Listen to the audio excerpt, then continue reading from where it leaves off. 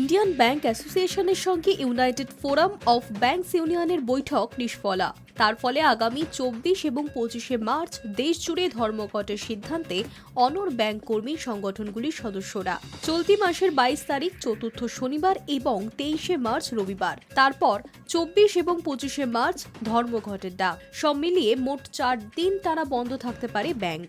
পরিষেবা পেতে চূড়ান্ত ভোগান্তির শিকার হতে পারেন গ্রাহকরা। কেন ব্যাংক ধর্মঘটটা? কর্মী সংগঠনগুলির মঞ্চ ইউনাইটেড ফোরাম অফ ব্যাংকস ইউনিয়নের দাবি, ব্যাংকে দীর্ঘদিন ধরে নিয়োগ বন্ধ, তার ফলে বহু শূন্য পদ তৈরি হয়েছে। অল্প সংখ্যক কর্মীর পক্ষে গ্রাহক পরিষেবা দেওয়া কার্যত অসম্ভব হয়ে দাঁড়িয়েছে।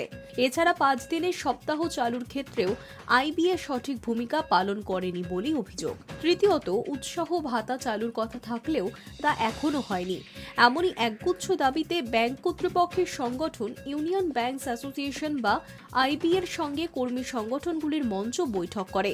বৈঠক নিষ্ফলা হওয়ায় ধর্মঘটের সিদ্ধান্তে অনড় কর্মীরা। ইউনাইটেড ফোরাম অফ ব্যাংক ইউনিয়নের তরফে জানানো হয়েছে, বৈঠকে কোনো রফাসূত্র বের হয়নি, তাই ধর্মঘটের সিদ্ধান্তে এককাট্টা কর্মীরা।